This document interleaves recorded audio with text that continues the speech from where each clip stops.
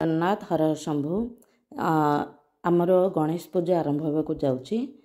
ଗଣେଶ ପୂଜାର ଶୁଭ ମୁହୂର୍ତ୍ତ ଆଉ କେବେ ପାଳନ ହେଉଛି ସେ ବିଷୟରେ ଚାଲନ୍ତୁ ଜାଣିବା।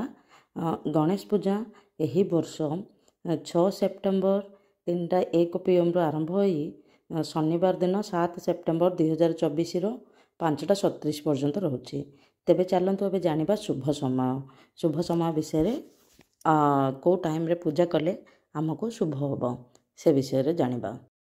ତ ଆମେ ଯଦି ଘରେ ଗଣେଶ ମୂର୍ତ୍ତି ସ୍ଥାପନ କରୁଛନ୍ତି ବିଘ୍ନ ବିନାଶଙ୍କ ପ୍ରତିଷ୍ଠା ପାଇଁ ଶୁଭ ସମୟ ହେଉଛି 7 ସେପ୍ଟେମ୍ବର ସକାଳ 11:10ରୁ 1:39 ମଧ୍ୟରେ ରହିଛି।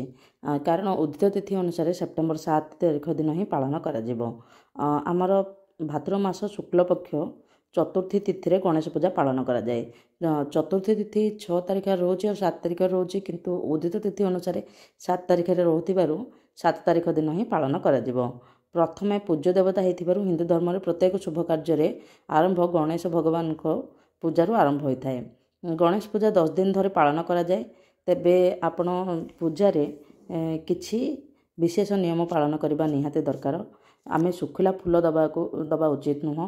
ତୁଳସୀ, କେତକୀ ଫୁଲ ଆଉ ଗବାନ ଗଣେଶଙ୍କ ପୂଜାରେ ନିଷେଧ ବୋଲି ବିବେଚନା କରାଯାଏ। ସିନ୍ଦୁରୀ ଗଣେଶଙ୍କୁ ଘରେ ରଖିବା ଶୁଭ ବୋଲି ବିବେଚନା କରାଯାଏ।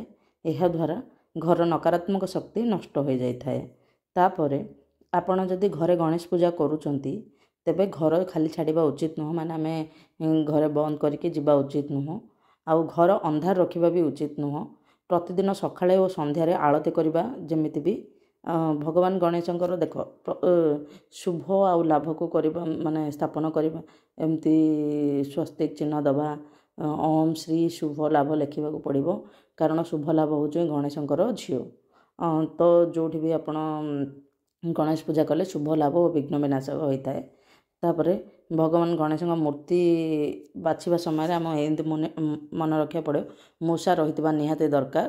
ତ ଯଦି ମୂଷା ହେଉଛି ଗଣପତିଙ୍କର ବାହନ, ମୂଷିକରାଜ ଗଣେଶ ମୂର୍ତ୍ତିଙ୍କୁ ମୂଷା ବିନା ପୂଜା କରିବା ଦୋଷ ଆଣିଥାଏ ବୋଲି ବିଶ୍ୱାସ ଅଛି।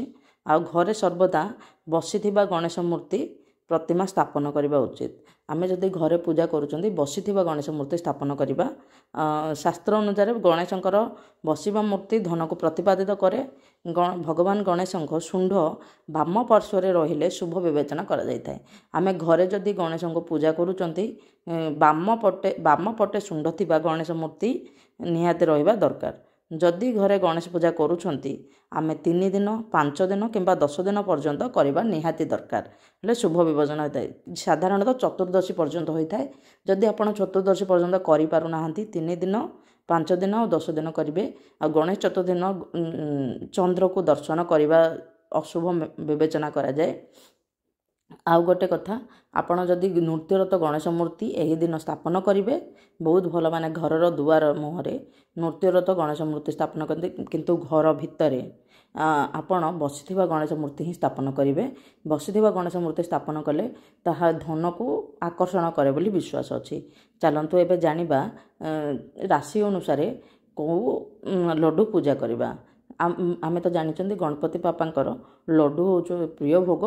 ତ ଲଡ଼ୁ କେଉଁ ଲଡ଼ୁ ପୂଜା କଲେ ଭଗବାନଙ୍କୁ ପସନ୍ଦ ଆସିବ, ମାନେ ଆମ ରାଶି ଅନୁସାରେ ସେ ବିଷୟରେ ଆମେ ଆଲୋଚନା କରିବା। ଏବେ ରାଶି ଅନୁସାରେ କିଏ କ'ଣ ଭୋଗ କରିବ ସେଇ କଥା ଜାଣିବା।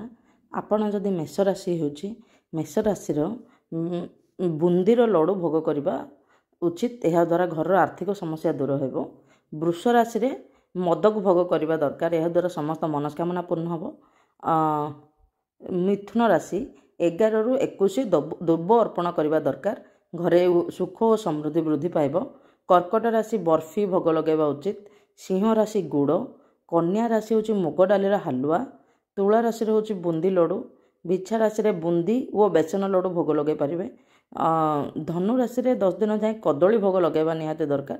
ମକର ରାଶିରେ ମତିଚୁରର ଲଡ଼ୁ ଭୋଗ ଲଗାଇବା। କୁମ୍ଭ ରାଶିରେ ବୁନ୍ଦିର ଲଡ଼ୁ। ମୀନରେ ବେସନ, ବୁନ୍ଦି ନଚେତ ଯେକୌଣସି ପ୍ରକାର ଲଡ଼ୁ ଭୋଗ ଲଗାଇବା ଦରକାର।